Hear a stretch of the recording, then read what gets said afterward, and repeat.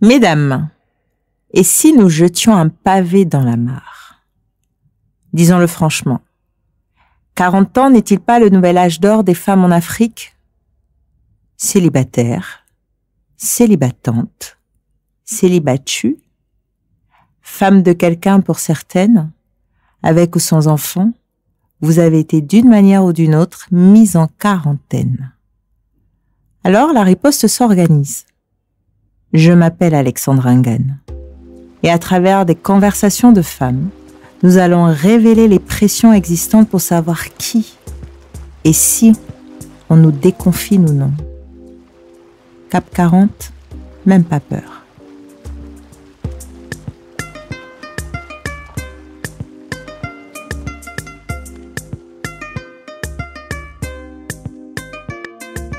Comment se remet-on de la perte d'une mère?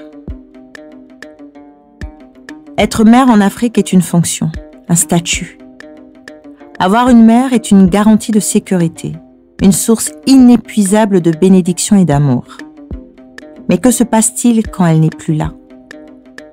Quand elle nous est brutalement arrachée? Comment vit-on après la mort de sa mère?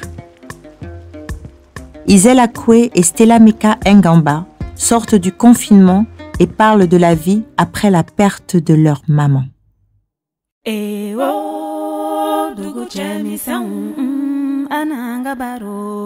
Pour l'amour d'une mère, par Isel Akwe.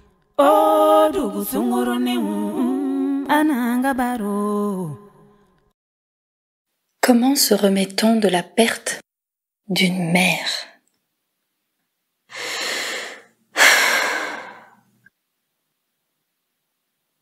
J'entame souvent un processus de réflexion en me penchant sur le thème qui m'est proposé.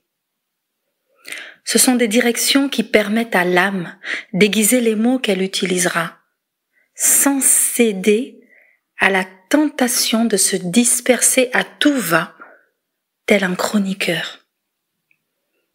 Mais lorsqu'on se pose cette question, comment se remet-on de la perte d'une mère?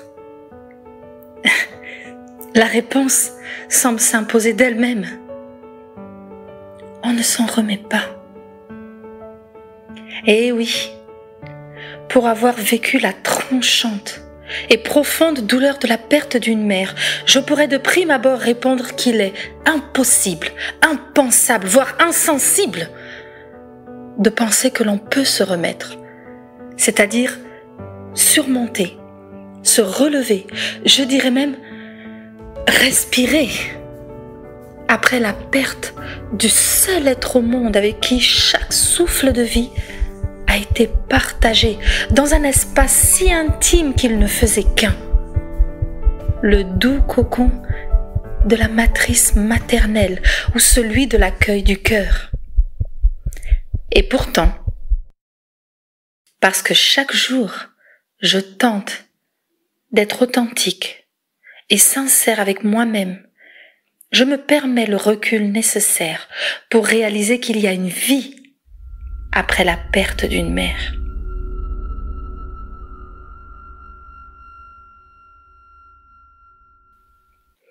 Je vous propose de redécouvrir ensemble le sens du mot espérance. Espérance. Ce mot est romancé dans son sens premier. Espérance semble être vague, flou, un intangible sentiment que l'on éprouve, mais qui n'assure aucunement la réalité de ce que l'on espère. Espérer signifie désirer, bien vouloir, peut-être même rêvasser. Mais personnellement, en tout cas, je trouvais ce mot bien agréable, sans plus. Mais il est la clé. À la perte de ma mère, je n'ai pas pu pleurer ni crier.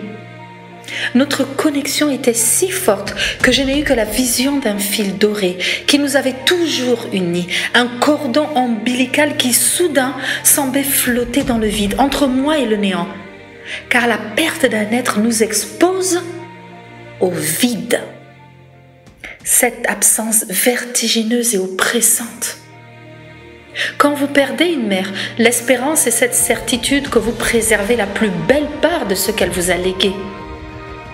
Il y a de merveilleux moments et vous continuez de vous épanouir, de grandir, de vous déployer, d'être éprouvé, mais aussi forgé. Les souvenirs de vos moments vécus ensemble deviennent un héritage et vous vous donnez tout simplement le temps, à votre rythme, d'accueillir sans juger les émotions que vous traversez pour en guérir et vous en libérer.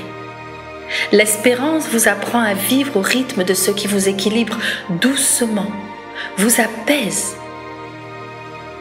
J'ai repris mes repères chez moi, sans téléphone ni distraction, grâce à la patience et la compréhension de mes proches.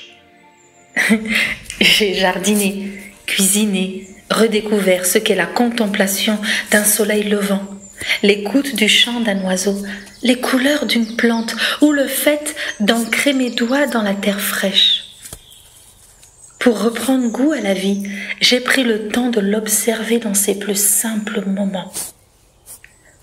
Pas à pas. D'autre part, la complicité partagée que vous aviez avec votre mère est la source de valeur qu'à présent, vous pouvez représenter. Oui, la plus grande fierté qui peut rendre le sommeil d'une mère paisible, ce sommeil éternel, est de savoir qu'une fois qu'elle se reposera de ses œuvres, ses enfants puisent en eux-mêmes la force de continuer. L'espérance est donc aussi la manifestation parfaite à chaque instant de votre vie de tout ce qui a été déposé en vous et qui perdure au-delà de la séparation. L'espérance est tout simplement votre rire au-delà de l'épreuve. La mort est inévitable parce qu'elle est naturelle. Une mère ne part que lorsqu'elle a achevé sa course et que vous prenez le relais avec grâce. Alors ayez toujours les mains de la grâce, que tout ce que vous touchez, faites, tenez entre vos mains soit toujours empreint de gratitude, de parfaite harmonie et reconnaissance du don qu'est l'instant présent. Et vous vous remettrez doucement, à chaque respiration, au point des éclats de rire et même parfois des jours où vous ne pensez pas à elle. Des jours où vous ne pensez pas à elle, non pas parce que vous l'avez oubliée, mais parce que vous avez intégré la réalité que les rayons de soleil à présent attendent votre témoignage à vous. L'espérance, en essence, est l'une des plus belles preuves de confiance en l'amour qui brille, qui rayonne en chacun de nous. Je termine en vous partageant ce passage de mon livre « Pour l'amour d'une mère, réflexion de femme ». Je pouvais partir. En vérité, j'étais en paix. Je ne faisais que suivre la logistique d'un au revoir, mais la personne qui me manquait, elle était déjà partie depuis une semaine, là où les couleurs de l'arc-en-ciel colorent les oreillers de nos proches jusqu'à leur réveil, jusqu'à leur prochain réveil. J'ai compris que la mort n'est pas une irréversible fatalité pour ceux qui ont produit des œuvres immortelles. Ma compréhension de l'amour est limitée. Après leur départ, leurs œuvres perdurent à travers leur héritage, telle une œuvre immortelle. Et bien que cette compréhension soit limitée, je me réjouis. Oui, mais je me réjouis de comprendre que ce n'est pas un sentiment, ni une émotion, c'est une existence. L'amour a toujours existé. Il est ce qui tient les étoiles accrochées au ciel. Il est cette brise qui rafraîchit le corps d'une biche. Je me réjouis et je ris. Je célébrerai encore la vie. Un seul geste peut-être l'ultime expression d'une étreinte qui ne dit rien, mais qui exprime tout.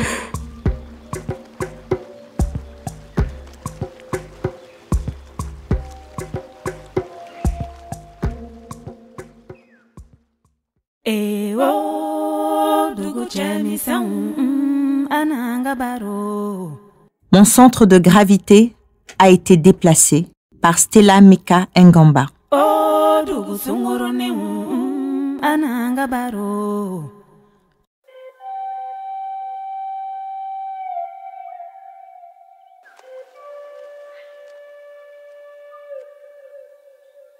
Dans toutes les civilisations, comme dans le cœur de chaque enfant, la mère occupe une place privilégiée. Elle est aussi universellement reconnue pour son rôle central. En cela qu'en donnant la vie, elle perpétue l'humanité. Comme pour la majorité des enfants, ma mère était mon centre de gravité. Tout tournait autour d'elle. Lorsqu'elle a été assassinée, rien ne pouvait donc tourner rond, mon centre de gravité ayant été déplacé.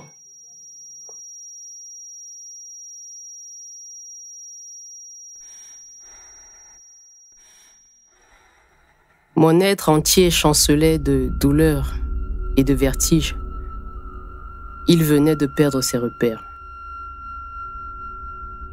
Comme pour magnifier ses effets, s'ouvrait face à moi un trou noir, grand et béant, tandis que le tourbillon s'accélérait pour me faire définitivement perdre l'équilibre.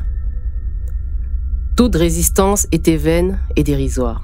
Les forces en présence étaient déchaînées, décidées qu'elles étaient à emporter avec maman une partie de moi. Elle ne se trompait pas. Je suis bien une partie d'elle. Je porte en moi son empreinte, ses traces. Je porte en moi les traces de mes bien-aimés partis vers un ailleurs. Je porte en moi le meilleur de ce qu'ils ont été. Leur mémoire que je chéris vit au plus profond de moi. Chaque fois que je vous souris, c'est mon fils qui vous sourit. Chaque fois que je vous souris, c'est mon frère qui vous sourit. Chaque fois que je vous souris, c'est ma mère qui vous sourit. Maman avait un magnifique sourire qui laissait apparaître ses dents du bonheur. Le contraste est saisissant entre son sourire, sa délicatesse, sa discrétion et le souvenir de maman allongée dans le coffre d'une voiture, nue devant des inconnus pour son autopsie, ayant été abusée selon la rumeur. Je pense avec peine aux douleurs qui ont pu être les siennes au moment où ses mains obscures lui enlevaient la vie qu'elle aimait tant.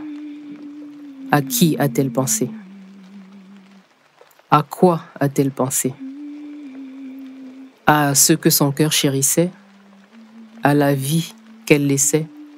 À la trace qu'elle laisserait?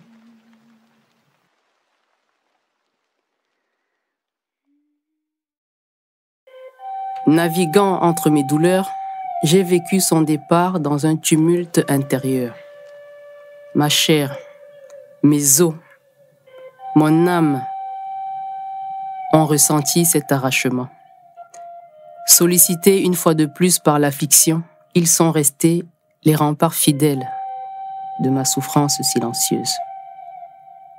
Les remparts où coulent librement les larmes de mon cœur. Là où le deuil, lacérant mon esprit, a éventré ma bulle devenue chimère. Je me suis retrouvé en proie à mes tribulations, à ma vulnérabilité.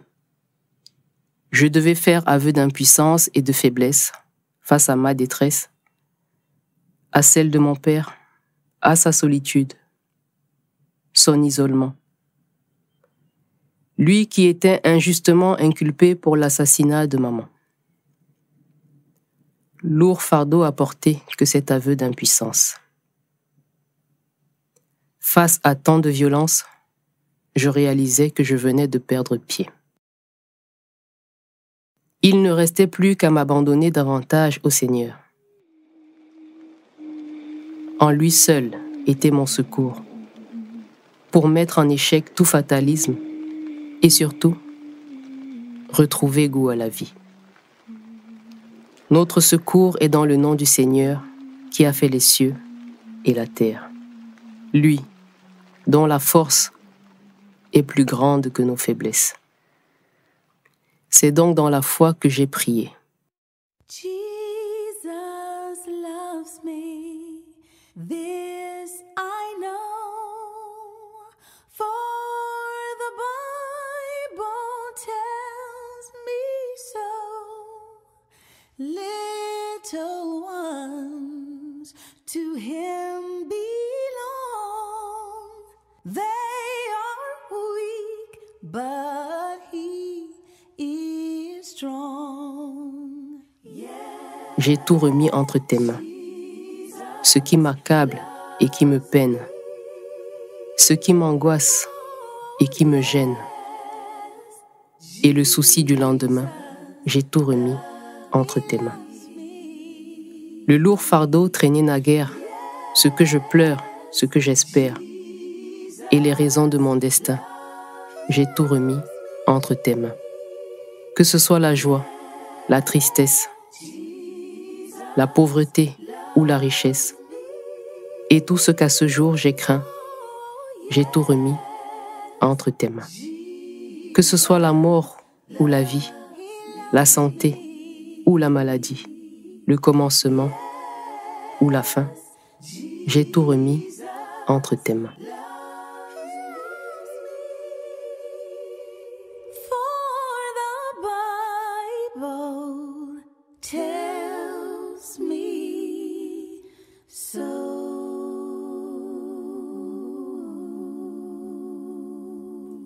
Coincé entre mes cauchemars et la réalité, je luttais pour retenir les souvenirs qui voulaient partir avec maman. Enfui dans mon esprit, les réminiscences de sa chaleur et de son odeur me revenaient.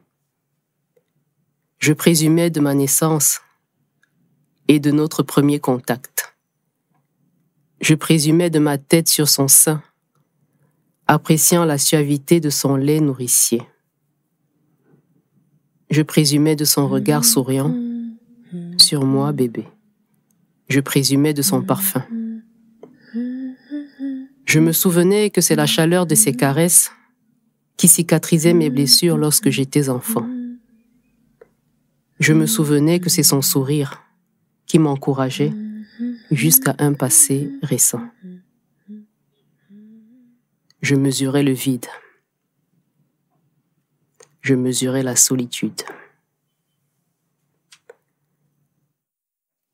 Je me retrouvais nostalgique de sa chaleur, nostalgique de sa joie de vivre, de ses pas de twist qu'elle esquissait lorsqu'elle était heureuse, nostalgique de ce bonheur perdu. Sa toile était peinte aux couleurs du partage et de la générosité. Maman était amour. Son credo était aimer, aimer et aimer encore. Enveloppée dans cet amour vivant, elle m'a appris à survivre à mon fils. Elle a semé les germes d'un jardin coloré où fleurissent bonté et sacrifice. Bien qu'elle ne m'ait pas appris à vivre sans mon frère et sans elle, maman a patiemment esquissé sur sa toile toutes les couleurs de la vie, afin de m'offrir une large palette pour l'identité de ma propre toile. Hier, je prenais du noir pour peindre mon deuil. Je prenais du gris par volonté, je prenais du blanc pour accepter. Puis, j'ai pris du vert pour espérer. Aujourd'hui, je prends les couleurs de l'arc-en-ciel. Je prends la vie.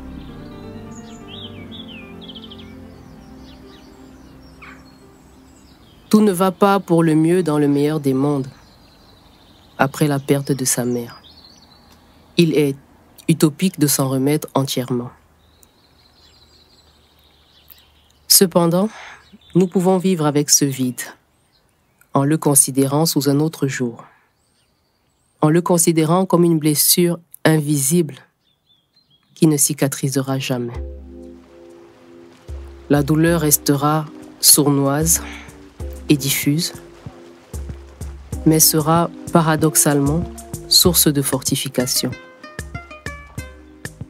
Tant il est vrai que chaque douleur nous rend plus forts et qu'en réalité, seule la mort tue.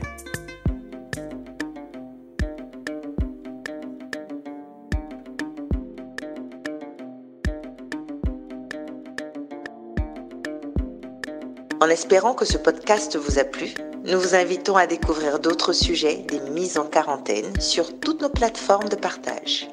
N'hésitez surtout pas à nous faire part en commentaire ou message privé de vos avis et suggestions. À très bientôt.